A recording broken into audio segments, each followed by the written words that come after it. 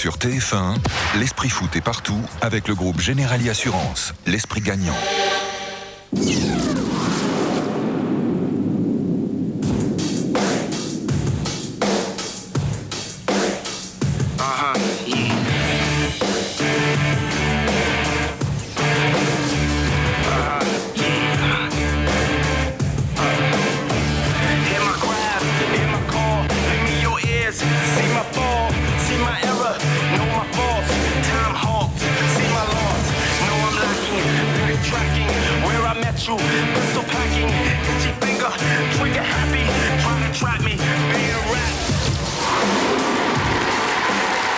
Bonjour à tous, soyez les bienvenus. Encore un étonnant week-end consacré à la Coupe de France avec des surprises en veux-tu en voilà, avec beaucoup d'émotions et une grande joie pour nous. Elle est double, elle est même triple puisque nous recevons dans ce téléfoot les deux entraîneurs vedettes de ce Tour de Coupe de France. Thierry Frogère, l'entraîneur de la Berrichonne de Châteauroux. Bonjour, merci d'être des nôtres. Et Olivier Flos, qui est lui l'entraîneur de Fontenay. Et Olivier Flos n'est pas venu tout seul, l'entraîneur de Fontenay, puisqu'il est venu, d'ailleurs, on va tous les applaudir tout de suite, avec sa troupe, tous les joueurs de Fontenay-le-Comte. Bravo et merci d'être venu. Il y a Willy Renou, bonjour Willy, qui est sur le plateau, c'est le buteur, c'est celui qui a marqué. Et puis vous voyez François Lanoux est en train de vous montrer l'ensemble des joueurs. Ils ont pris le TGV ce matin depuis Poitiers, ils ont fait un exploit exceptionnel. Hier soir, ils ont éliminé donc Sedan, équipe de première division, 1-0, un peu comme Calais la saison dernière. Alors Olivier, vous êtes un jeune entraîneur, vous avez 31 ans, il y a des joueurs dans l'équipe qui sont plus âgés que vous. Dans quel état d'esprit vous êtes ce matin ? Honnêtement, moi personnellement, je suis en train de réaliser ce matin. Parce que se retrouver ici, je peux vous dire que pour un entraîneur amateur et pour un groupe comme le mien, c'est exceptionnel. Plus beaucoup de voix. Hein. Non, c'est pas forcément le terrain, c'est plutôt l'après. Hein. Donc c'est vrai que ça s'est très bien passé. On a tous passé une nuit blanche. On aurait aimé la poursuivre, mais je pense vraiment que cette soirée restera marquée à jamais dans l'histoire du club. Et il y a plein de gens qui peuvent s'identifier à vous parce que des CFA, il y a plein de gens qui nous regardent, qui jouent en CFA et vous êtes évidemment des amateurs, vous avez tous un job dans la semaine et vous avez fait l'exploit hier face à des professionnels. Thierry, on dit Frogé ou Frogère ? Frogé. Ouais, c'est Sartois. C'est Sartois. Ouais. Frogère, c'est en Alsace. Ouais. Bon. Vous avez éliminé Bordeaux, Marseille, Strasbourg, Toulouse en Coupe de France, en Coupe de la Ligue. Et Lyon arrive. Et Lyon arrive. Vous avez une recette ? Non, je crois que c'est comme tout le monde, on doit travailler. On a un projet de jeu depuis le mois de juin, on progresse parce qu'on a une équipe jeune, un groupe jeune. Et puis je crois qu'il y a eu une étape très importante à Strasbourg. On était mené à la mi-temps et puis les joueurs ont pris conscience et puis je les ai un peu boostés à la mi-temps pour rentrer en deuxième mi-temps et jouer leur football et ça a marché. Et là ils sont un peu émancipés par rapport au club de D1.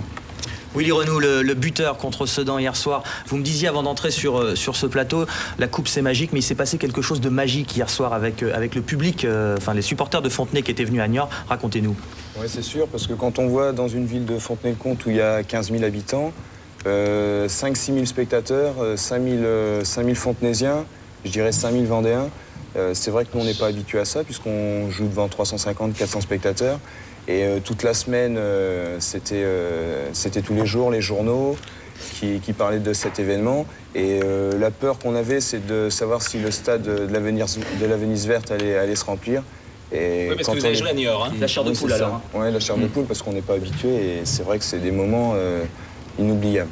Alors il n'y a pas qu'en France, messieurs, qu'il y a eu des surprises en couple, il y en a eu également en Allemagne. C'est l'une des infos développées dans le journal de la semaine, présentée par Pierre Perronnet et Géraldine Ponce. Regardez, il est excellent.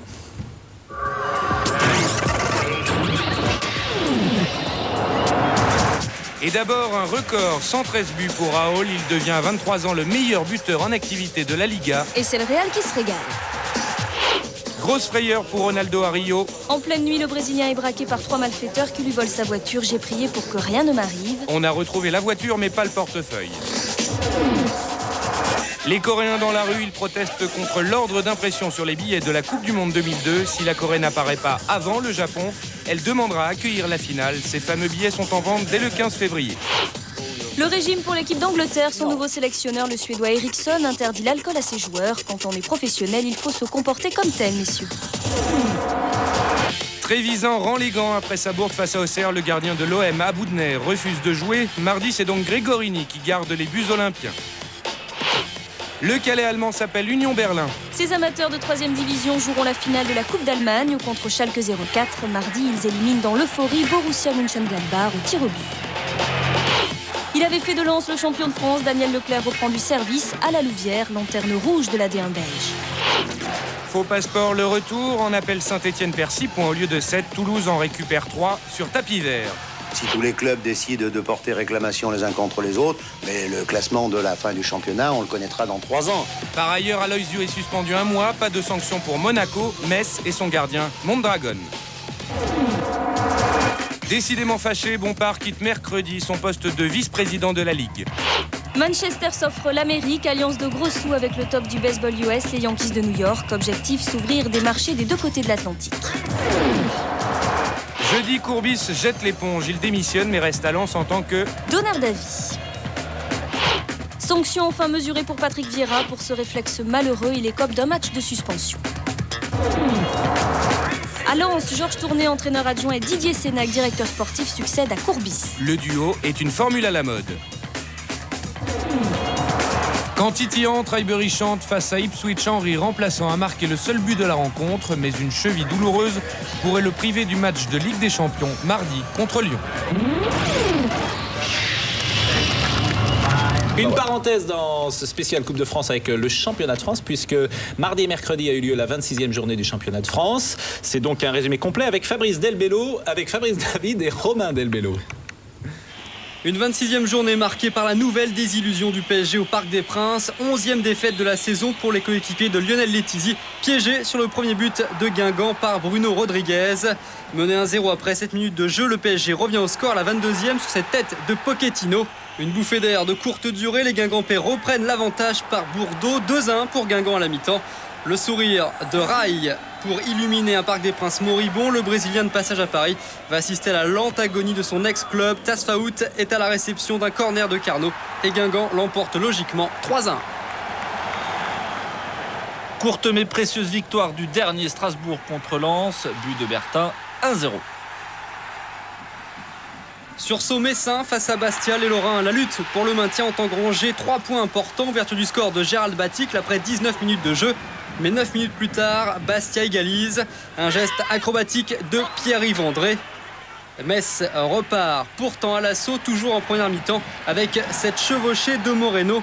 Le Colombien efface Éric Durand, puis met dans le vent Casanova pour son premier but en France. Toujours suspendu, Frédéric Antonetti est confiné dans les tribunes. L'entraîneur Bastiais, sûrement peu satisfait du 3e but lorrain. Coup franc direct de Frédéric Mérieux qui surprend Durand.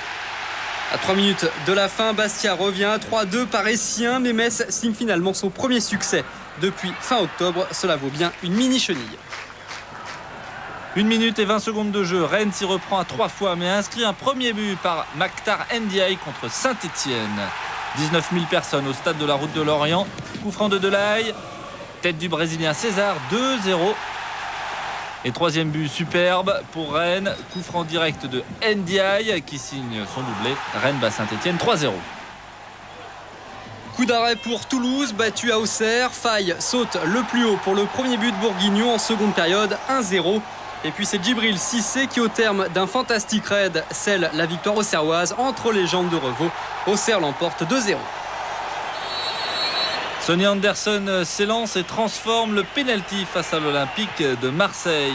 Les Lyonnais, à 2 points des leaders, n'ont pas su saisir l'occasion de revenir en tête et concèdent le nul puisque l'OM égalise. Un but curieux de Jérôme Leroy qui a failli quitter le club cet hiver. Lyon 1, Marseille 1. Monaco cherchait à confirmer son redressement à Bordeaux, c'est raté. Les Monégasques dégainent pourtant les premiers grâce à l'Italien Panucci à la 13e minute. Panucci qui signe son premier but dans le championnat de France. Mais suivez bien cette longue relance de Grenet aidé par le vent. Paoletta s'engouffre et va tromper Aubry. 13e but du Portugais qui rejoint le Toulousain Bonilla en tête des buteurs. En seconde période, M. Duhamel accorde un pénalty aux Girondins. Pour son retour de blessure, l'Asland ne manque pas l'occasion de donner la victoire aux Bordelais 2-1. Sedan 3, terrain boueux, c'est peut-être la raison pour laquelle Sachi relâche un tir de Gazzi. 3 mène 1-0. À 11 contre 10, suite à l'expulsion du néo-troyen Éric Roy, Sedan égalise une frappe de NDI, un nouveau rebond malicieux, 1 partout. Dans les arrêts de jeu, Mionnet, très inspiré, marque d'une talonnade le but de la victoire de Sedan, 2-1. Hommage à son coéquipier Jérôme Frétard, touché par un deuil familial. Sedan se replace dans la course au titre. Enfin, le choc des leaders à Grimont-Pré-Joris, Lille-Nantes et un premier but sorti tout droit de l'école nantaise. Carrière à la conclusion d'un joli mouvement collectif. 1-0 pour Nantes. Les Canaries qui vont tenir cet excellent résultat jusqu'à la 84e minute et ce but de Sylvain Ndiaye. Frappe déviée par Fabry qui trompe Landreau, 1 partout. Les deux leaders se séparent sur un score logiquement nul, de quoi prolonger le suspense en tête du classement avec ces étonnants Lillois. Et après cette 26e journée, on assiste à un resserrement en tête du classement. Lille est toujours leader, mais 5 équipes de Lille à Lyon se tiennent en 2 points. C'est aussi serré dans le bas du tableau où Metz, vous allez le voir, Saint-Etienne et Strasbourg, puisque nous tenons compte des sanctions dans ce classement, sont actuellement en position de relégable. Toulouse et Marseille sont sous la menace. Il reste encore 8 journées dans ce championnat. Alors une question à Jean-Jacques Gazot, qui est le président du FFV, du Fontenay Foot Vendée. Président, est-ce que vous pensez à Calais ce matin? Est-ce que Fontenay peut être le Calais de l'an 2001? On ne peut pas s'empêcher effectivement de penser à Calais. Ceci dit, Calais a fait un parcours remarquable l'année dernière. Je crois que Fontenay a aussi son identité et est en train de la créer. Donc je crois qu'il faut faire confiance à Olivier et à tous les joueurs pour qu'on fabrique, je dirais, notre propre image. La pression est mise. En tout cas, il faut saluer également la non-présence aujourd'hui de Joël Soulard, qui est le 2e président de Fontenay. Il n'est pas venu, mais c'est le président de la SAOS. Alors, premier match donc de ces 16e que nous allons vivre. Sens division d'honneur contre 3. Sens qui est entraîné par un homme tout à fait atypique, un monsieur extraordinaire, Hassan Armatala, que certainement beaucoup d'entre vous ont découvert dans un superbe papier de Laurent Moisset dans l'équipe de samedi. Nous allons donc voir la rencontre entre Sedan et 3. Sens et 3, Fabrice David. Siège du FC Sens. Quelques articles banals. En revanche, d'autres documents sont nettement plus étonnants. Les multiples diplômes universitaires d'Hassan Armatala, l'entraîneur. Ancien pro à Lens, il est docteur en économie. Doctorat 3e cycle. Essayons de résumer ces 2 thèses. Le choc pétrolier de 1973 n'entraînait pas de crise majeure dans les pays consommateurs. Bon, il est bac plus 12. Et rien que le titre, essai de modélisation de l'accumulation capitaliste, etc., etc. On va demander au vice-président juste à côté de répéter, si possible. Ouais, le vice-président, il écoute. J'ai du mal à suivre des fois, mais bon, c'est un maître. Bon, puis voilà. Comment vous l'appelez? Mon sorcier. Passionné de foot, l'ancien directeur technique national du Maroc a également écrit un livre préfacé par Roger Lemaire. Armatala au dreadlocks porte-bonheur pour la coupe est une tête, comme on dit, entraîneur en DH, un homme au plaisir simple. Le plus important, c'est le rapport humain, c'est le respect de l'autre. Ce ne sont pas mes diplômes qui me donnent cette satisfaction. Le petit Pousset, Sens, est tout de blanc vêtu face à l'Ogre 3, première division. Match à Auxerre, débordement de Gadzi, centre, Boutal se jette à côté. 38e minute, coup franc pour Sens, Amouti, un coup franc phénoménal, un but extraordinaire, 1-0 pour Sens, Armatala exulte. Hassan Amouti se souviendra longtemps, quoi qu'il arrive, de cet incroyable coup franc. 1-0 pour Sens. À la mi-temps, les Sénonais mènent sans complexe face à 3-5 divisions au-dessus. Les Troyens vexés accélèrent en deuxième période. Roten déborde. Centre à la réception Boutal qui marque 1 partout. Tout est à refaire. 10 minutes plus tard, Arpinon cherche un partenaire louche. Gadzi n'est pas hors jeu. Contrôle, frappe légèrement déviée et 2-1 pour 3. Les joueurs troyens, menacés par leur président de rentrer à pied en cas de défaite, se sont secoués en deuxième période. Le rêve est terminé pour Sens. Nouvelle accélération de Gadzi, fauché par Serrandao dans la surface. Penalty concédé par Sens.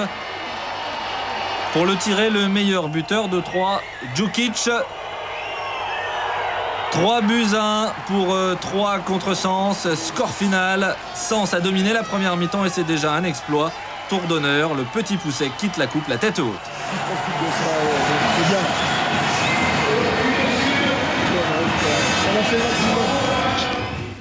Sympa, Martella. Hein. Ah, super. Fait honneur au football. Ouais. Donc un jour, Thierry, nous ferons des insolites spéciales entraîneurs. Vous verrez, il y a des choses assez drôles.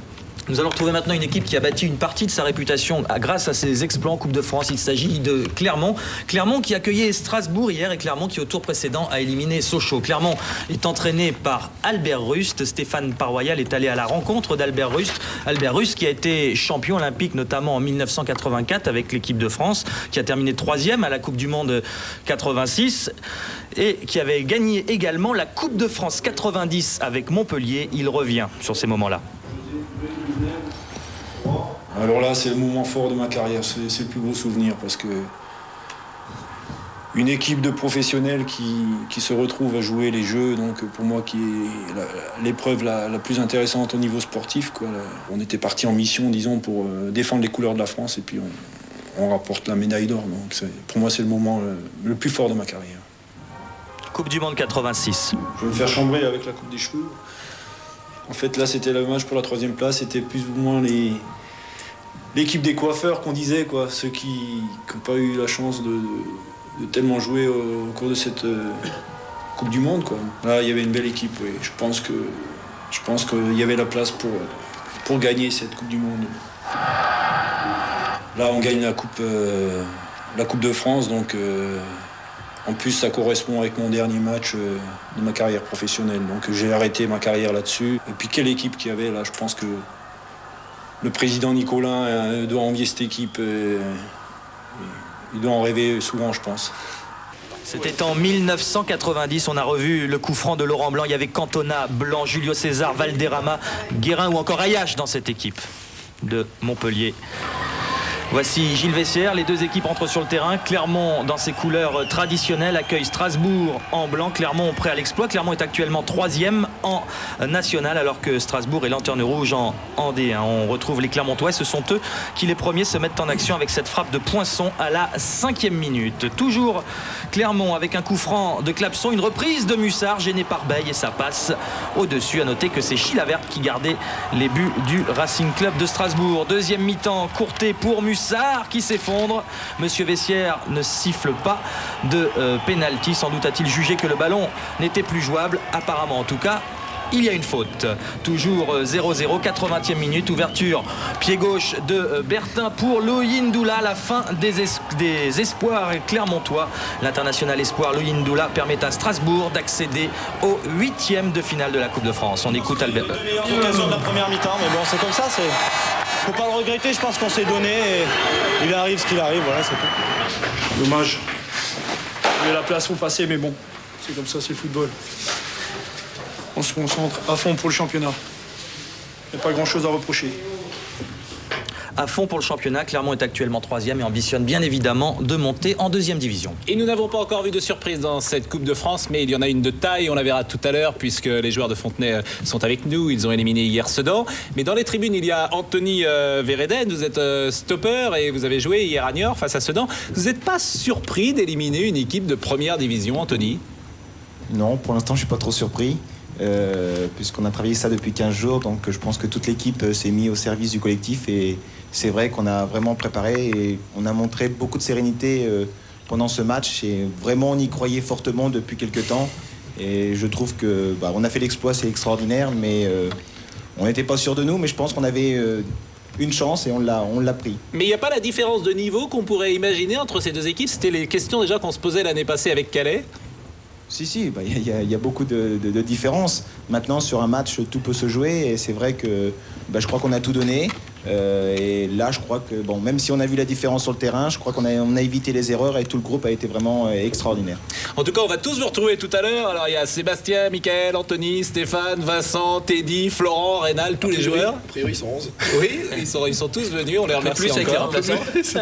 Et on verra donc... Parce que, je m'excuse, on est venu à 18, il manque 3 joueurs et cet événement, on l'a préparé à 22, tout le groupe. Et ça, c'est important. Olivier Flos, qui est l'entraîneur de l'équipe de Fontenay. On vous retrouve tous dans quelques secondes, mais d'abord, pub.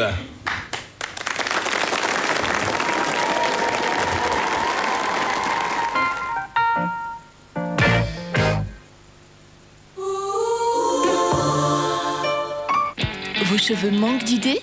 Révolutionnaire, la pâte modelante Fructistyle de Garnier au micro-cire de fruits. Unique, sa texture fibreuse. Créée sans limite. Pâte modelante Fructistyle, garantie par les laboratoires Garnier.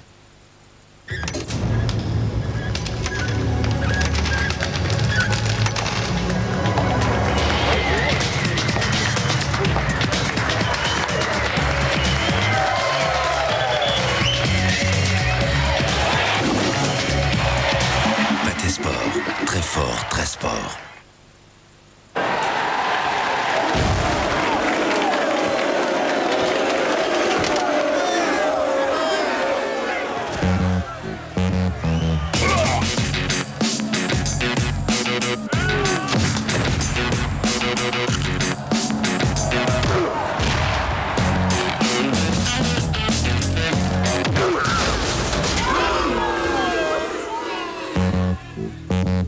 The X Effect.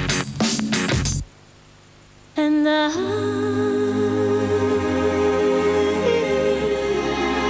will always love you. Interflora, qui sème des fleurs, récolte la tendresse.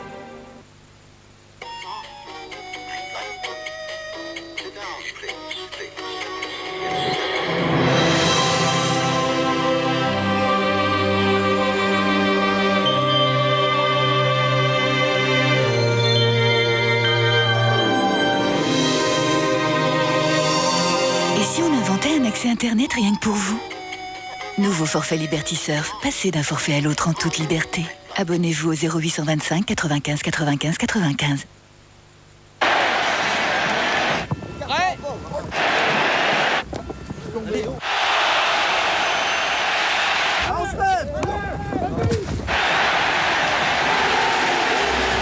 Eh oui, on ne peut pas être égaux partout, sauf pour la voiture.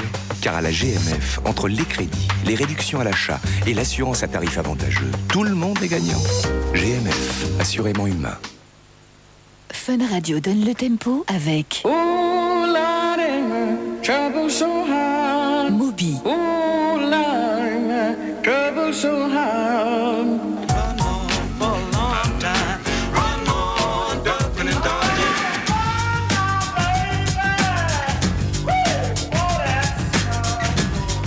Retrouvez les plus grands titres de Moby sur son dernier album, Play.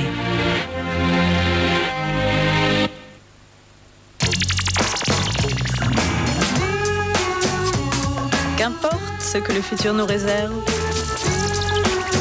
la garantie neige et montagne est l'un des 27 services offerts par la carte Visa Premier. Carte Visa Premier.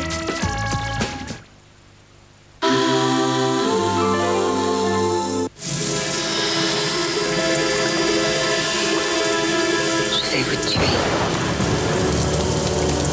Je vais vous tuer, Wade. C'est moi qui mène la danse. J'ai besoin de ta femme pour descendre la rivière. Le canyon du Gantlet, la rencontre de trois courants opposés aux confins des glaciers. Je ne pourrais pas franchir des eaux pareilles. Je n'y arriverai pas. Mais il y a pire que le Gantlet. Il en reste 3. L'inépuisable génie humain. La rivière sauvage, ce soir à 20h55 sur TF1. Ciné dimanche avec Boulanger.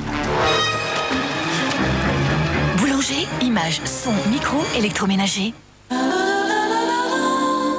Sur TF1, l'esprit foot est partout avec le groupe Generali Assurance, l'esprit gagnant. Avec les Poussins de Saint-Lys, c'est à 20 km de Toulouse, Saint-Lys, au cas où vous l'ignoreriez. Nous allons voir les matchs entre clubs de première division et on va commencer par le derby. Pascal. Et qui lui-même avait commencé cette journée de Coupe de France, puisque c'était vendredi, Lyon-Saint-Etienne, c'était à Gerland. Les Lyonnais sont en blanc comme d'habitude et les Verts entraînés par Valem désormais qui n'était pas sur le terrain. Eh bien les Verts vont encaisser un premier but en début de deuxième période. À la 52e minute, c'est Loco qui marque. 1-0, retour de locaux dans la chronique des buteurs avec un beau but d'ailleurs en force, 1-0. Et puis Felali à la 59e minute égalisera. La défense lyonnaise exceptionnellement est en difficulté et d'un maître-tir, il égalise un but partout. Score à la fin du temps réglementaire, score à l'issue des prolongations. Il faut donc aborder les pénaltys et nous en sommes à égalité. La série de tirs au but, comme vous le dites très justement Thierry, pénalty, tir au but manqué par Potillon, le capitaine. Il ne reste plus qu'à Violo à marquer, c'est ce qu'il a fait. Et Lyon élimine donc l'équipe de Saint-Étienne avec un pénalty d'avance.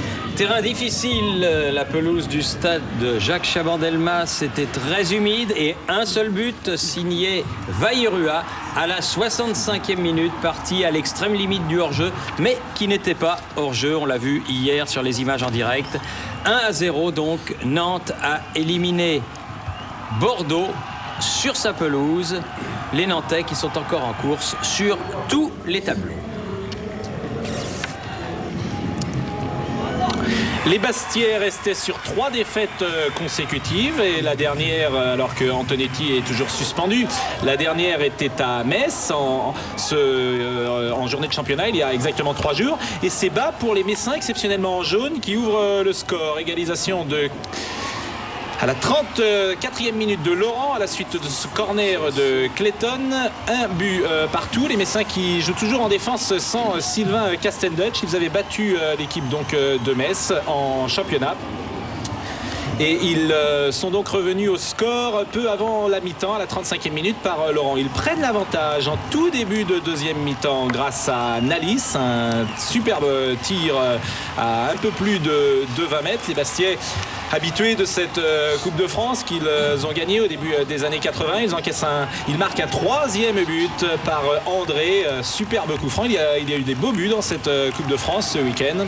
Coup franc très fort avec un mur qui a été décalé, 3-1. Sans doute les Messins sont-ils plus préoccupés actuellement de leur maintien dans le championnat de France 2D1 et laissent-ils filer la fin de rencontre. Ils encaissent même un 4e but par Faderne. 4 buts à 1 pour Bastien. Récompenser l'équipe qui a eu, 7-8 occasions de but, qui a attaqué, 40, 50 fois, face à une équipe qui n'a pas fait un tir au but et qui n'a jamais attaqué. Donc c'est aussi simple que ça le football. Aussi simple que ça.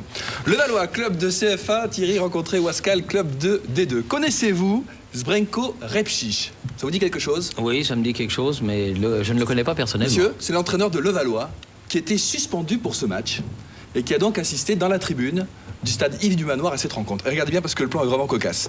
Les équipes vont rentrer sur la pelouse donc, du stade Yves du Manoir à Colombes, un stade que vous connaissez bien, Thierry. Ouaskal est en jaune, Levallois est en bleu. Et regardez Repšić, regardez. Il a trouvé une position. Pierre, il n'est pas embêté. Pierre, tout de suite. Attaquons, Pierre. J'étais prévu. Reste toujours derrière. C'est pas un skieur. Il s'est mis côté tribune opposée, la tribune qui était en travaux. Il donne des conseils donc à ses joueurs. Savin pour Ouaskal va marquer le seul but de la partie. 1-0 pour Ouaskal. Et Repšić est toujours de l'autre côté là-bas à suivre le match. Corner, occasion presque pour marquer. Il était tout traf. Corner, situation pour marquer. Il faut mettre un peu de patience. Il faut continuer son frein. Il faut continuer comme 0-0. Comme s'il y avait 0-0. Et en deuxième période, Aytomar pour Levallois va avoir une balle d'égalisation à 1 partout. Malheureusement, il y a le poteau. Ouaskal est donc qualifié. Levallois est tombé la tête haute. Et on retrouvera très certainement bientôt Zbrenko Repšić, qui est un super entraîneur. Je me demande si Ouaskal n'est pas le seul club du Nord à rester qualifié. On va regarder d'ici la fin de l'émission, on a 30 minutes pour... Non, mais c'est vrai que Lille, Lens, Calais ont été éliminés, donc Valenciennes. Donc effectivement, ça doit être le dernier. On va filer en Vendée, Vendée du Nord, à La Roche-sur-Yon. La Roche-sur-Yon, club de National, qui accueillait hier Le Mans, club de D2, sous les yeux de Philippe Huy. Difficile de démarrer plus mal que La Roche-sur-Yon face au Mans. Ouverture du score par Sanson. Le match est commencé depuis 40 secondes seulement. Les Vendéens sont encore dans le brouillard et dans ces conditions, pas évident d'en sortir. En fait, ils vont devoir attendre la 13e minute et cette hésitation de la défense mancelle qu'exploite remarquablement Grégory Hubert. 1-1, la marque ne bougera plus jusqu'à la fin du temps réglementaire.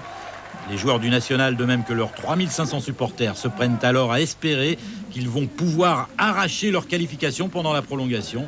Ils ont d'ailleurs une belle occasion. Malheureusement, Alexandre Bailey s'affole un tout petit peu. La chance de La Roche est passée. Celle du Mans viendra à la 115e minute grâce à Adadou qui va tromper Nicolas Ardouin suite à cet enchaînement et ce tir croisé. 2-1 pour le Mans et coup de chapeau à Thierry Goudet, entraîneur Manceau. Il avait fait de Mohamed Adadou son joker. C'était le bon choix. Sa fraîcheur et sa lucidité là font la différence. En plus, il a un petit peu de réussite. Le ballon passe sous les bras du gardien. Les Vendéens ne s'en remettront pas. Et au contraire, dans les dernières secondes, Stéphane Sanson marque à nouveau grâce à cette belle pichenette. Un but au tout début, un à la fin. Sanson réalise un doublé. Et Le Mans se qualifie en battant La Roche-sur-Yon 3-1. Mais que ce fut dur. Petite coïncidence amusante, Willy Renaud, vous avez essayé de rentrer au Mans? Oui, j'ai fait un essai, ça devait être en 90. Et il y avait à l'époque Thierry? Oui, qui était entraîneur de l'équipe réserve. C'est ça. Ouais. On s'est croisés. Vous êtes croisés? C'était en juillet. Et Le Mans n'a pas voulu de vous? C'était un essai de 2-3 jours et puis ça n'avait pas marché. Thierry Froger, Le Mans capable de tout, hein, du bon comme du mauvais, hein, la preuve. Oui, parce qu'en championnat, ils ont pris un 0-4 chez eux. Et puis là, ils ont eu beaucoup de mal à éliminer cette équipe. Mais bon, Le Mans a quand même fait un bon parcours l'année dernière en coupe. Et bon, ils vont essayer de récidiver. Olivier Floss voulait dire un mot, je crois. Simplement, je voulais dire, moi je les en remercie parce Les que ça m'a permis de garder Willy et ça pour nous c'était important. Mais d'une manière générale, vous avez tous rêvé d'être joueurs professionnels et vous avez atterri dans des clubs amateurs et en même temps, ça les a renforcés d'une certaine manière. Oui, bien sûr. Et puis on voit aujourd'hui, en plus, avec la politique que le club a mis en place, on récupère des joueurs qui ont évolué au niveau professionnel et qui ont un plan de reconversion très important au club. Et ça nous permet à nous, amateurs, de pouvoir progresser à côté de ces anciens professionnels. Ouais, et je crois qu'on a vu dans la tribune, c'est le cas à l'extrême gauche de la tribune, je le dis pour François Lano, de Sébastien Lejean qui a longtemps joué au FC Nantes. Et, il y a de la Quintini aussi qui a joué surtout à Sochaux et à Troyes en D1. Et voilà, ce sont des noms évidemment que le grand public a connus, stagiaires pro ou début pro, et puis qui n'ont pas fait carrière. Voilà. Nous allons retrouver Valence, le héros du tour précédent. Valence, club de national qui affrontait Boulogne, club de CFA. Alors que Saint-Omer, national également, Saint-Omer, club de CFA2, recevait Grenoble, club de national. Pierre Perronnet, Fabrice David. Valence, équipe de national en maillot rouge, qui s'est déjà illustrée en coupe cette année, a eu toutes les peines du monde à faire respecter la hiérarchie sur son terrain.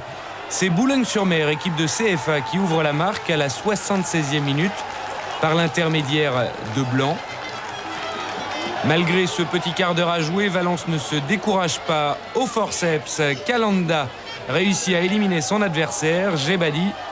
Centre en retrait pour Fabra et la frappe en pleine lucarne. Les deux équipes vont donc aux prolongations. Et cette fois, Valence ne se laisse pas dicter la conduite à tenir. Coup franc repoussé par la défense de Boulogne. Reprise comme elle vient de Zouaoui, 2-1. Et les Valentinois de rééditer leur mitraillage collectif. Et les joueurs de Noto vont se mettre définitivement à l'abri. Quelques minutes plus tard, Roch, avec la complicité du poteau, trompe Kérel, le gardien de Boulogne. 3-1, ce n'est pas le score final puisqu'à 8 minutes du coup de sifflet final, Fabra trompe son propre gardien. Valence se qualifie néanmoins pour les 8e de finale de cette Coupe de France. Saint-Omer en blanc, club de CFA 2 accueille Grenoble National. Une main peu évidente de Courtin dans la surface, penalty pour Saint-Omer. Le match peut basculer à la 35e minute. Le penalty de Cousin est repoussé par le gardien grenoblois Guéguen. Grosse occasion pour les Audomarois. Grenoble répond par une percée de Dogbé, un petit lob sauvé sur sa ligne par Samine. 0-0 à la pause. Coup franc pour Grenoble. Reprise de Camacho sur le poteau. Beaucoup d'occasions. Les Grenoblois, leaders du national en route pour la D2, peinent à justifier leur supériorité théorique. Retournée de Auchart pour Saint-Omer. 0-0 à la fin du temps réglementaire. Prolongation héroïque, les joueurs du Nord résistent. De Vos repousse un centre, mais Dogbé finit par battre le gardien de Saint-Omer. 1-0 pour Grenoble. Les joueurs du CFA2 ont craqué physiquement. C'est vrai que les Grenoblois ont inscrit 2 buts refusés pour hors-jeu. Et c'est logiquement qu'ils s'imposent enfin. 115e minute. Slalom de Periatambe. 2-0 pour Grenoble. Score final avec la D2 comme objectif. Et l'aventure qui continue en Coupe de France. Grenoble peut vivre une formidable fin de saison. C'est terminé en revanche pour les valeureux joueurs de Saint-Omer. Direction la Bretagne maintenant pour le chef-lieu du Morbihan. Vannes Club de CFA accueillait Saint-Georges-les-Ancises, club de CFA2, l'un des derniers représentants de la région Puy-de-Dôme avec Clermont-Ferrand.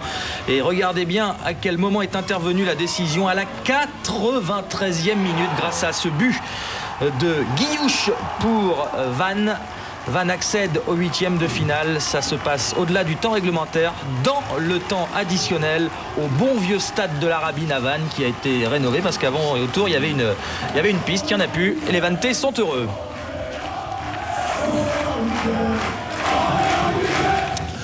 Le petit poussé des 8e de finale de la Coupe de France se trouve dans le Minervois et joue en CFA2. Il s'agit de Carcassonne. Carcassonne qui hier a battu 7 au stade Albert Domecq. Vous voyez la distance entre 7 et Carcassonne. Entre les deux, il y a Narbonne. Voici le stade Albert Domecq, lieu culte du rugby à 13. Et une première occasion et un but pour Carcassonne. Il est signé Jérôme Mazerme. 1-0. On joue depuis 20 minutes et Carcassonne devant son public mène donc devant 7 équipe de CFA.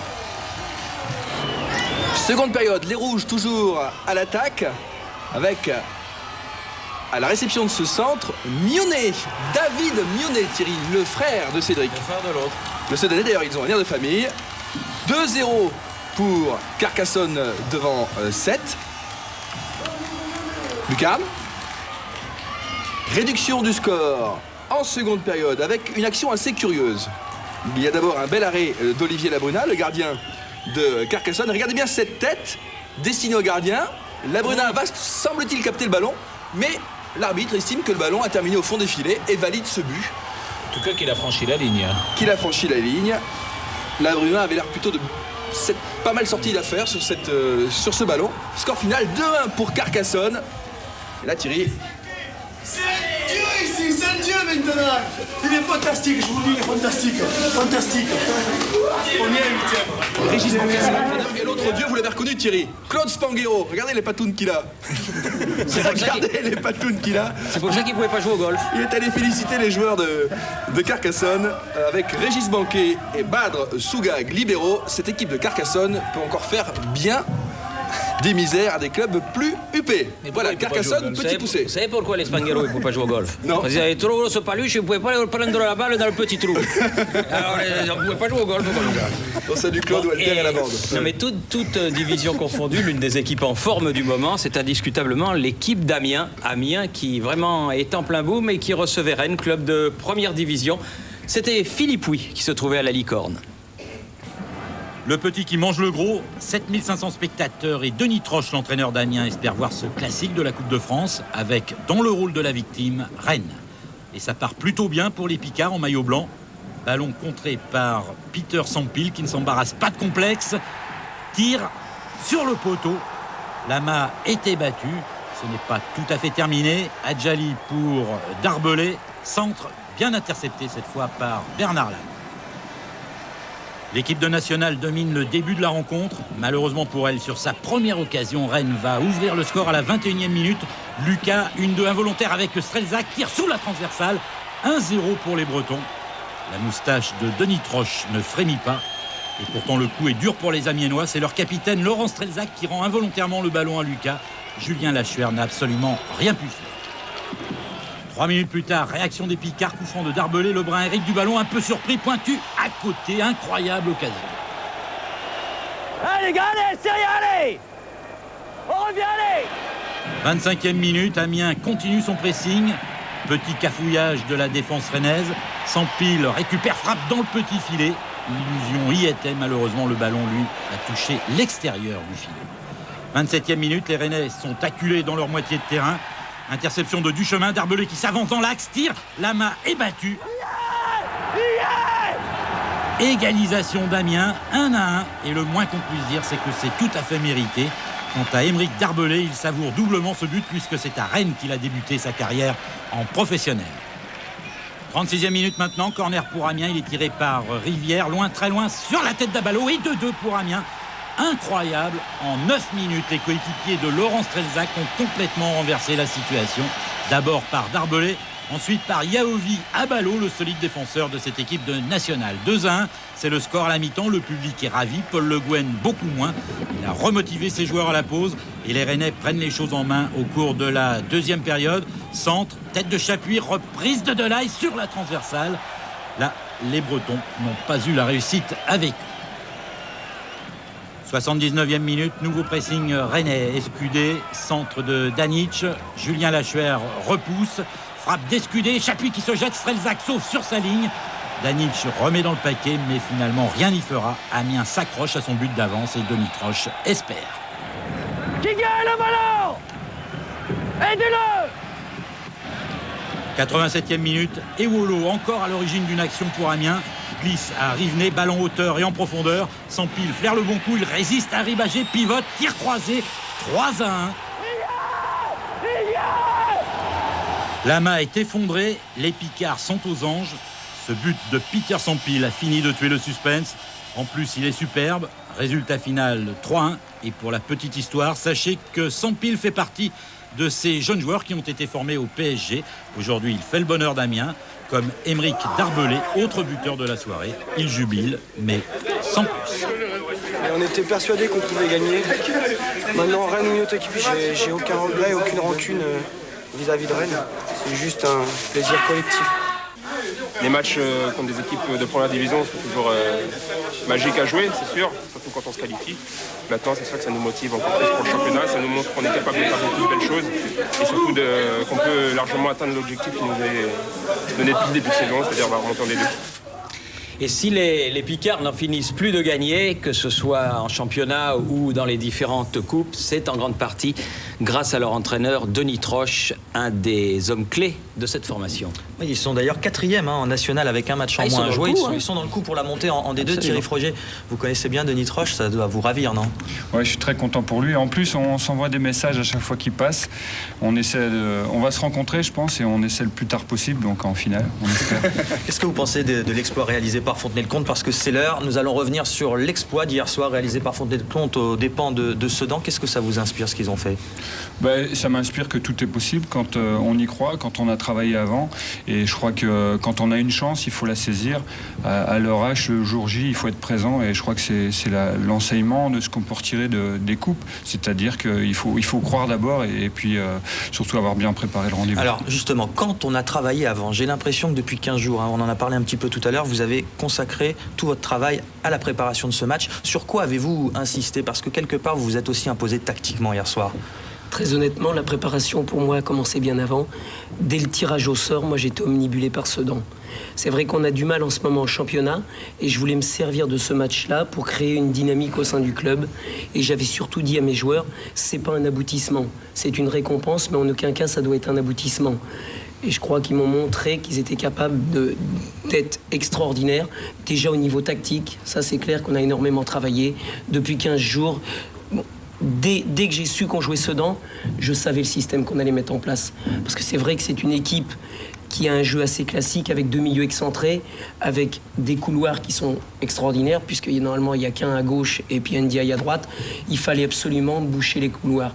Donc exceptionnellement, nous avons joué à 5 derrière, avec par contre 3 milieux offensifs. C'est tout sauf un discours d'amateur. Hein. C'est ça qui frappe. Mais surtout, les joueurs ont adhéré à ce système. C'est un travail de pro. Moi, ce que j'ai envie de dire, c'est que même maintenant au niveau amateur en CFA, tous les gens se structurent et c'est vrai qu'on travaille énormément. Par contre, lorsque je dis on est amateur, pour moi, oui, on est amateur, voilà, dans l'esprit, et tous les joueurs travaillent, donc on s'entraîne le soir et c'est beaucoup plus difficile en tout cas. Le match, oui, un travail de pro PRO. Hein. Oui, bien sûr. Willy, on va revoir ce match et vous allez justement nous parler de toute cette tactique mise en place. On est dans le sud de la Vendée, à proximité de Niort. C'est à Niort qu'avait lieu ce match. On vous écoute, Olivier. Et qui va nous arriver, c'est créer l'exploit. il doit y avoir ce soir une prise de conscience vraiment du potentiel du groupe. Mais l'envie est chez nous, les gars, hein. Et je répète, on le joue pas pour faire bonne figure, on le joue pour le passé. C'est clair, les gars? Allez, c'est parti, allez, à bleu, hein. Voilà, et entrée donc au stade de René Gaillard, ou dit également le stade de la Venise Verte, près de 7000 spectateurs, c'est énorme, non? Vous n'aviez jamais joué devant une telle affluence, Willy? Ouais, c'est énorme, et puis surtout de voir le stade acquis à la cause des Fontenaisiens, c'était vraiment formidable. Alors Sedan, couleur traditionnelle en vert, vous êtes en bleu, et première occasion pour Ndiaye sur la droite, frappe croisée, qui passe à côté du but de Teddy Errard. Replacé. Allez-y. Là, sur donc là, c'est un dégagement de Teddy, et puis je rentre sur le côté droit, et puis je croise trop ma frappe. Dommage, parce que c'était juste après l'action de Ndiaye, et puis là, c'est un bon travail à 3. Sébastien Ducournau me décale sur la gauche, et j'oublie peut-être Nicolas de la Quintigny qui est au centre, et puis je frappe. Alors l'action de la première mi-temps, alors que c'est Regnault qui jouait dans les buts de Sedan, Sachi était sur le banc, il y a l'alternance en coupe. On revoit, c'est Di Tommaso qui met ce ballon sur la barre, et c'est Vereden qui a 2 doigts de marquer, qui hélas lui aussi le met sur la barre. Ouais, pas de chance, hein, surtout pour Anthony, hein, parce que ça aurait été vraiment une belle soirée pour lui. Hein. C'est la mi-temps. Même s'ils ont le monopole du ballon, les occasions franches, elles sont chez nous, les gars. T'as vu, Toto? Maintenant, au départ, Mionnet, il avait tendance à jouer pratiquement au numéro 10. Maintenant, ils vont vraiment jouer avec 2 attaquants très hauts. Ça va passer, les mecs, ça va passer, je vous le dis, les gars.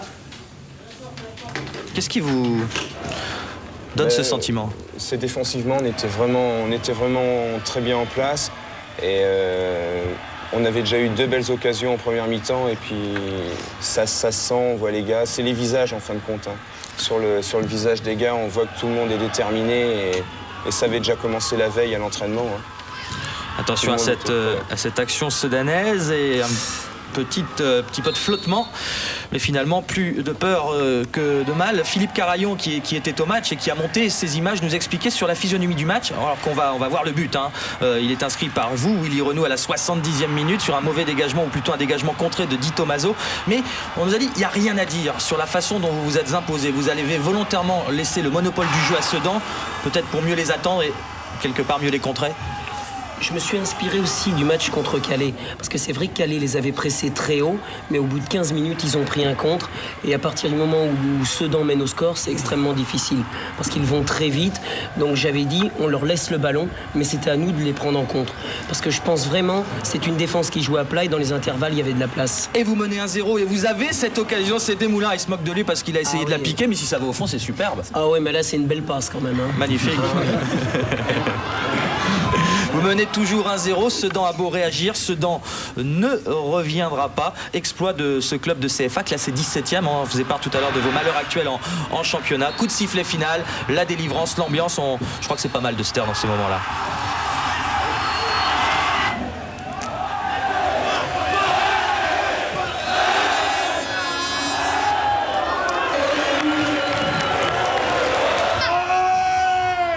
Teddy Errard.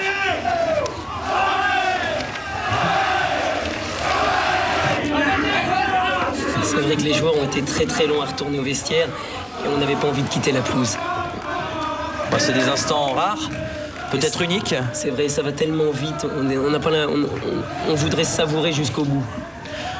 Le plus beau but de votre vie, hein, sûrement, Willy. Hein. Le plus important. Willy, ça compense tous ces clubs où vous n'avez pas pu aller exercer votre talent chez les professionnels, ça compense quelque part ça, même si vous n'êtes pas frustré, je pense pas, vous êtes heureux. Pas du tout, non, je suis heureux d'être à Fontenay-le-Comte parce que j'ai peut-être eu la possibilité d'avoir des clubs supérieurs à Fontenay-le-Comte, mais j'ai la chance d'avoir un job super intéressant à la Samro.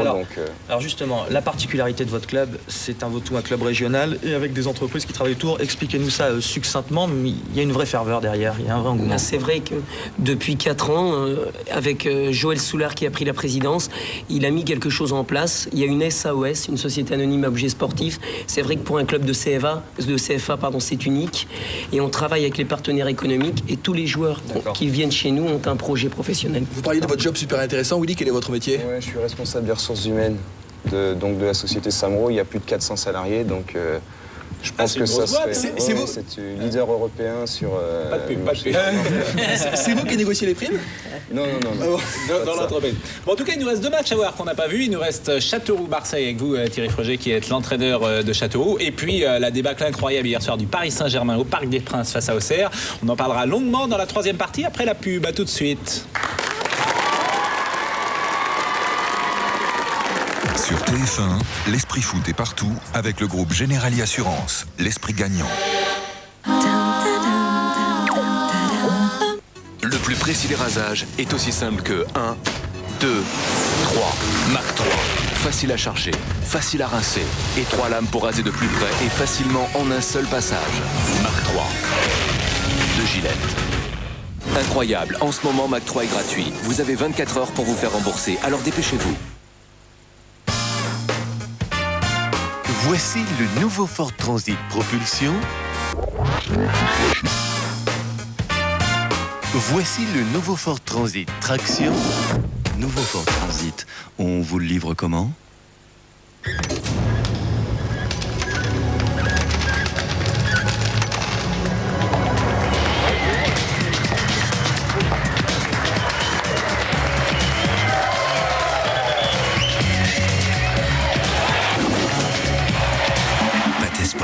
Très fort, très sport.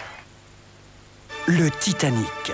Retrouvez toute la magie du paquebot de légende en réalisant la plus spectaculaire maquette en bois du fascinant navire. Avec la nouvelle collection Réaliser le Titanic, recevez tous les éléments et des fiches pas à pas pour construire facilement l'incroyable maquette. Le numéro 2, les pièces en bois et le fascicule chez votre marchand de journaux. Hachette Collection.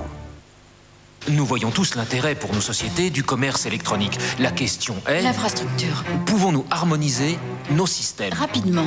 Un instant, je vous prie. Allora.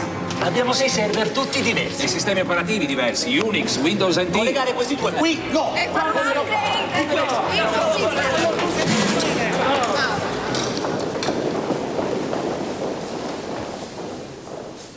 Dans ce cas, il serait peut-être temps de faire appel à IBM. Vous voulez dire qu'ils ne reviendront pas? Vraiment parti? Aujourd'hui, vous êtes de plus en plus nombreux à vouloir être vraiment débarrassés des pellicules. Et bien maintenant, c'est possible. Grâce à la technologie avancée d'Head & Shoulders. Les shampoings classiques n'éliminent vos pellicules qu'en surface. Utilisée régulièrement, la technologie d'Head & Shoulders agit directement sur votre cuir chevelu pour éliminer les pellicules là où elles se forment. Et sa nouvelle formule rend vos cheveux si irrésistibles qu'on ne peut s'empêcher de les embrasser. Le nouveau Head & Shoulders pour de beaux cheveux sans pellicule qu'on a envie d'embrasser. Hurricane Carter. Il avait tout pour être champion du monde. Mais la justice américaine en a décidé autrement. Denzel Washington. Une histoire vraie. On peut arrêter un homme, pas un ouragan. Hurricane Carter, en vente en vidéocassette et DVD.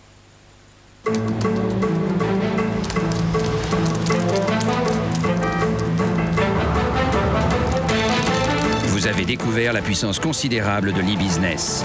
Mais avez-vous les logiciels pour en tirer parti? Pas encore? Alors il est temps de se réveiller.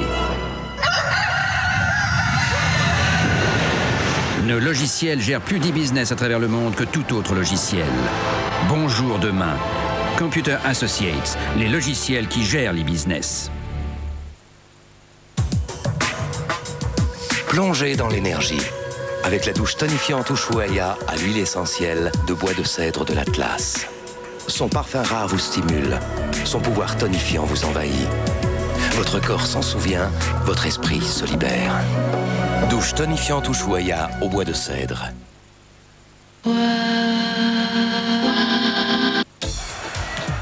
Au football, les premiers pas comptent autant que les plus grandes victoires. En France, dans 20 000 clubs, 350 000 bénévoles construisent l'avenir de millions de jeunes. PTT Caen, meilleur club de jeunes.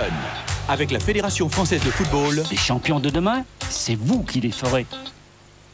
Sur TF1, l'esprit foot est partout avec le groupe Generali Assurance, l'esprit gagnant. Les clubs de D1 vont y réfléchir à 2 fois avant d'aller à Châteauroux. Ça rigole pas avec Thierry. La belle histoire de Thierry Froger, 36 ans. Vous étiez au chômage encore il y a 2 ans. Oui, ça fait partie du cursus d'entraîneur de maintenant. Oui. Vous vivez un rêve? Non, on est bien. Je crois que si on est là, c'est parce que d'abord on a travaillé et puis aussi on s'est émancipé par rapport aux équipes de D1. Et on a aussi la même philosophie, c'est-à-dire que si on a une chance, si elle est sur 100 sur 1000, il faut qu'elle soit à 20h, si on joue à 20h et le jour que l'on joue. C'est important de saisir sa chance. Et ce stade Gaston Petit, c'est un champ de patates, tout le monde le dit. Oui, c'est vrai qu'on s'en plaint. Nous, on est préparés, mais les équipes adverses souffrent. Les images donc de ce stade Gaston Petit qui était plein comme un œuf hier, 17 000 personnes à Châteauroux, dans l'Indre, pour cette rencontre entre Châteauroux et Marseille. Match donc que vous aviez bien préparé dans une très belle ambiance.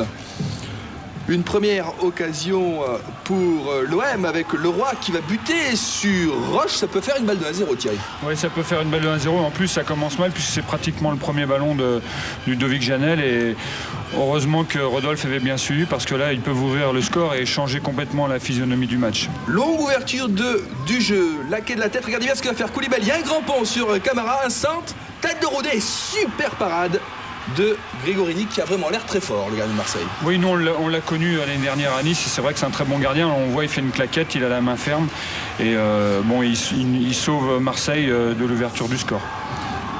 Galas, longue ouverture pour Bakayoko avec la sortie de Roche, l'intervention de Roche, c'était une balle de 1-0 pour l'OM. Châteauroux une nouvelle fois l'attaque, 42e minute, ouverture du jeu pour Rodet, et là encore Grégorini qui sort le grand jeu.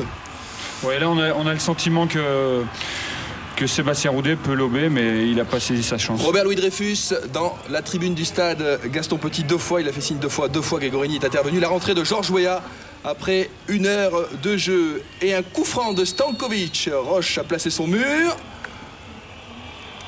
Ouf! Oui, ouf, parce qu'on l'a bien suivi à Lyon, il a fait beaucoup de misère et ce jour-là, on le surveillait. Là, il travaille son pied gauche de l'intérieur. Bon, je pense que lui aussi a été pénalisé par la qualité de la pelouse. Le temps tourne, on s'approche de la prolongation. Combinaison Laqué qui lance Dufresne qui n'est pas hors jeu.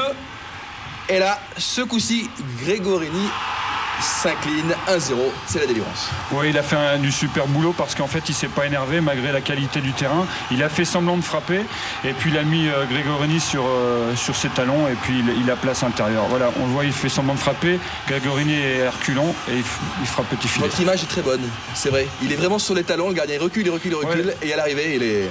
Ouais, c'est un gros travail d'attaquant parce qu'une situation comme ça, Sébastien Roudet a eu du mal à la gérer. Le dépit de Robert Louis Dreyfus, les dernières secondes de la partie et la délivrance, le stade Gaston Petit qui explose. Oui, c'est un plaisir de tout un club. Et puis là, on remercie tout le monde, tout le staff, parce que c'est un travail d'équipe, c'est pas le travail de seulement d'un entraîneur. Et puis après, on va féliciter les joueurs. La colère de Georges Weah à la fin de la rencontre qui n'était pas content, tout comme Galas, furieux d'être illimité à ce stade de la compétition. Alors la pelouse n'était pas bonne, mais les joueurs l'ont pas rangée. Hein. Non, on voit d'ailleurs qu'il y a des trous, mais à ce moment-là de la partie, ils peuvent se jeter par terre.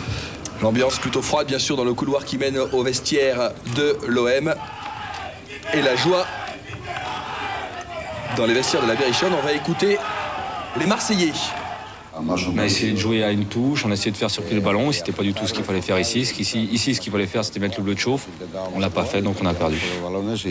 Sorti en 16e de finale, pour un club comme Marseille, c'est difficile. Puis on est vraiment très déçus parce que c'est ce qui nous permet de relever la tête pour pouvoir vraiment sauver notre saison avec cette Coupe de France et malheureusement on n'a pas pu profiter. Aujourd'hui, c'est très difficile. On a tous ensemble, on a tous perdu. Est-ce qu'une partie comme celle-là vous déprime, vous décourage? Quelque part, oui. La réponse est claire au micro de Pierre Perronnet. Vous êtes encore qualifié sur tous les tableaux, en Coupe de la Ligue, en Coupe de France, plus le championnat. Oui, mais je crois qu'on est une jeune équipe, on a un jeune groupe. Donc il faut prendre les matchs comme moyen de progression, pas se poser de questions. prochain match où on va à Nancy, on va bien le préparer pour avoir encore une petite chance en championnat. Match incroyable hier soir au Parc des Princes. Le Parc des Princes de Luis Fernandez qui a joué sans Letizy, sans Benarbias, sans Anelka, sans Robert, sans Rabé Sandratena et sans Algerino. Luis Fernandez a pris des mesures de sanction après la défaite contre Guingamp. Il a viré certains cadres de l'équipe. Il n'y avait que 25 000 personnes au parc et les supporters ne sont plus contents. Arrêtez de vous prendre pour des stars. Ça, c'est l'une des banderoles les plus gentilles. La plus gentille parce qu'il y en avait des beaucoup plus rudes hier soir. C'est parti tout de suite. Le coup d'envoi, vous l'avez vu, avec un ballon de Comisetti, une faute de Cissé. On joue donc depuis une dizaine de secondes et c'est Saïb qui va frapper ce coup franc. Il y a Fadiga qui contrôle et qui marque après 30-40 secondes de jeu. Premier but sous les sifflets. Et c'est Domi qui est au contact et qui se laisse surprendre. Casagrande est battu 1-0. Ce n'est pas terminé pour ce début de match cauchemardesque. Deuxième minute, c'est Saïb qui a lancé Cissé sur le côté gauche. Il a face à lui Pochettino. Allez, il est passé, il enchaîne 2-0. Très dur, c'est du 100%, 2 attaques, 2 buts. Deuxième but de cette partie, il est signé Cissé et Pochettino, la nouvelle recrue argentine.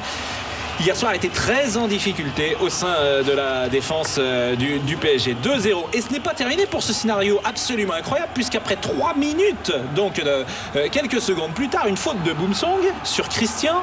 On est toujours vraiment dans le tout début de match. C'est M. Colombo qui a sifflé ce pénalty pour cette faute de Boumsong. C'est Madar qui frappe et qui manque et qui dévisse, qui ouvre tôt son pied droit.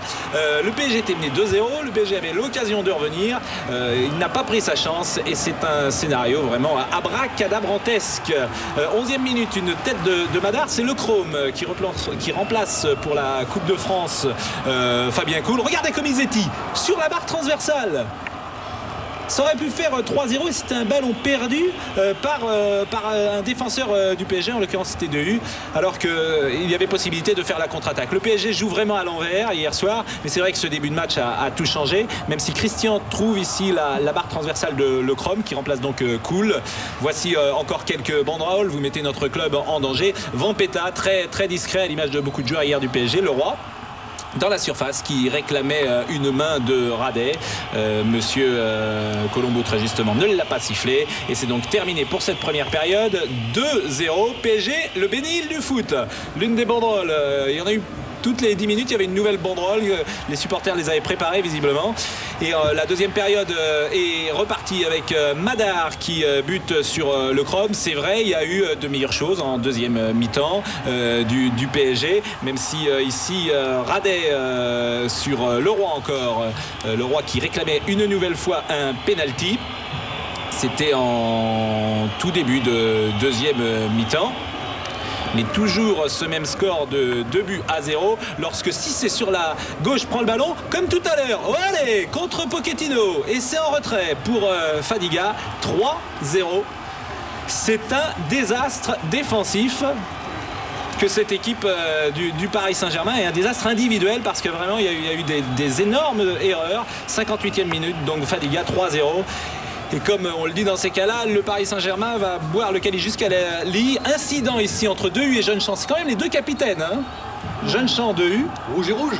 Non, jaune et jaune. Et il est gentil, monsieur Colombo. Christian, vous avez raison de le dire. Rouge et rouge. Deux capitaines en plus. Ça va se terminer avec un ballon pour Cissé. Regardez Cissé sur Dehu. Il lui prend 2 mètres. Et il va aller devant Casagrande, qui ne pouvait pas grand-chose, qui ne pouvait rien sur chacun des 4 buts. Eh bien, Cissé marque donc le dernier but. Fadiga, Cissé, c'est leur soirée. L'un marque, l'autre donne, ou parfois c'est le contraire. 4-0. On écoute Daniel Roland. On a été très solidaire, on a bien défendu, on a su garder le ballon au milieu plus que certains matchs, avec un milieu assez fourni. Et puis on a su mettre les contres qu'il fallait et avoir une efficacité maximum. Des réactions, messieurs, elles sont très attendues ce matin du Paris Saint-Germain. Nous allons écouter Dominique Casagrande, Luis Fernandez et Laurent Perper, le président du PSG. Ouais, c'est toujours délicat quand on rentre dans le match. Je crois qu'il n'y a même pas la deuxième minute affichée, on perd 2-0. On rate un penalty, on a la même chance de rater un penalty. Je pense qu'on sait très bien que ça va être dur jusqu'au bout et que c'est carrément mission impossible. Le résultat ne reflète pas rien du tout la physionomie du match. Maintenant, je félicite Auxerre pour sa prestation, pour avoir su faire la différence le plus rapidement possible et il s'est mis tout de suite, avec le match en main. Moi, je dirais simplement qu'en loupant un penalty, en ayant des occasions, on aurait pu revenir dans le match. Finalement, ça n'a pas été le cas. On est un peu dans cette continuité un manque de réussite qui nous fuit, trouver, solutionner. Ce soir, je suis content. Bon, il y a eu pas mal de changements, pas mal de mouvements de joueurs qui sont rentrés et qui ont montré qu'ils ont eu une certaine qualité. Maintenant, c'est vrai que le résultat est assez large, et c'est pas grave. On a entendu les supporters, malgré ces 2 buts pris au tout début, soutenir l'équipe pendant longtemps, essayer de la porter. Je pense que les joueurs y ont été sensibles, mais c'est vrai qu'ils ressentent forcément ce que je ressens aussi, c'est-à-dire une terrible déception. La saison est définitivement ratée. Bon, je pense que tel que c'est, sauf si on gagnait en Champions League, je vois pas très bien comment on pourrait dire que la saison n'est pas ratée. Oui, c'est une saison ratée, c'est une saison qui est loin de nos attentes et des attentes de tous d'ailleurs, parce que je relisais récemment les commentaires des 2-3 premiers mois du PSG. On a vu de belles choses, on s'attendait à quelque chose de très bien, sur le papier tout allait bien, et puis brusquement ça a dérapé. Et on n'a pas fini de contrôler ce dérapage. Oui, c'est clair, hein. Laurent Perper le reconnaissait hier soir, la saison est une catastrophe. Le PSG est éliminé de tout pratiquement, Coupe de France, Coupe de la Ligue, presque en Ligue des Champions, même si mercredi on espère que le PSG réussira quelque chose à Milan. En championnat, c'est aussi une catastrophe pour le premier budget de France. C'est l'annus horribilis. D'autant que les matchs qu'il leur reste à jouer sont des matchs extrêmement difficiles, à commencer par le prochain, où ils iront jouer contre l'Olympique de Marseille au Stade Vélodrome. Et hasard du calendrier, ce matin, Luxin, Algerino et Okocha sont partis jouer avec l'équipe réserve du Paris Saint-Germain, vous savez où? À Auxerre. Oui, parce que Luxin et Okocha ne jouaient pas en plus. Bien, nous allons voir tous les résultats de ces 16e de finale de la Coupe de France. Il y a donc 6 clubs de première division qui sont qualifiés. Lyon, Nantes, Troyes, Bastia, Auxerre et Strasbourg. 3 clubs de deuxième division qui sont Wascal, Châteauroux et Le Mans. 2 clubs de CFA qui sont donc Vannes et Fontenay, un CFA de Carcassonne et 3 nationales, Amiens, Grenoble et Valence. Le 16e qualifié sera Angers ou Reims, match cet après-midi. Alors évidemment, la semaine prochaine, il y aura le tirage au sort de la Coupe de France. Alors oui, qui aura vous allez tous revenir, hein, oui, les joueurs qui aura lieu ici même. Hein. Voilà, qui aura lieu ici même, c'est Sophie Talman. Vous serez bien accueillis. Sophie Talman et Corinne Diacre. Je vois un mouvement divers dans l'équipe de Fontenay, ils veulent tous revenir. Alors Olivier, Corinne, j'étais avec elle à l'UFR Staps de Poitiers, donc je la connais. Olivier, on a bien compris en vous écoutant pourquoi et comment l'équipe de Fontenay gagne, parce que lorsque vous parlez, visiblement vous savez transmettre la moelle à vos joueurs. Vous êtes prof de gym, vous allez retourner mardi en lycée. Qui vous souhaitez rencontrer maintenant?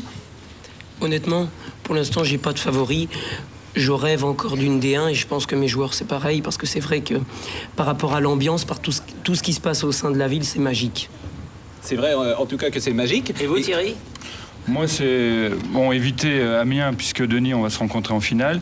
Après, je pense qu'à ce tour-là, toutes les équipes sont difficiles. Hein. Pour se qualifier en quart de finale, il faut jouer. Oui, mais tout le monde tremble quand on arrive contre la Berrichonne à Châteauroux. Ben, j'espère qu'ils vont continuer à trembler longtemps. Thierry, le programme de la semaine, il est chargé. Sur Canal+, mardi, Lyon-Arsenal, un super match. Et sur TF1, mercredi, Milan-AC, Paris Saint-Germain. C'est pas un match facile avec Jean-Michel. Hein. Et jeudi, sur Eurosport, Porto-Nantes. Pour tous les amateurs du football club de Nantes, je sais qu'ils sont nombreux. Et dans les champions de demain, après ce numéro de téléfoot, gros plan sur Brétigny-sur-Orge.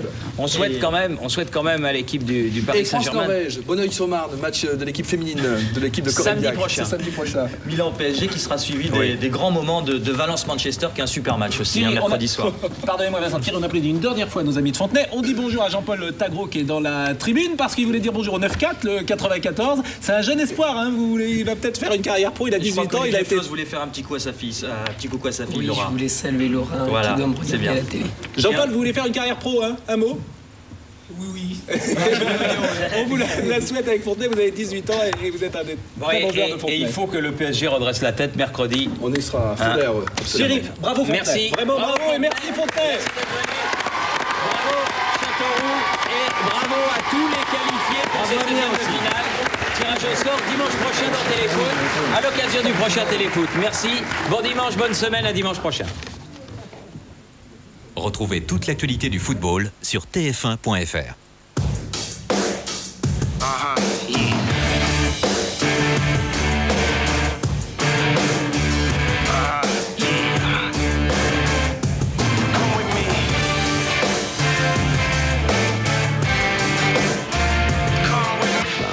La route sous un meilleur jour.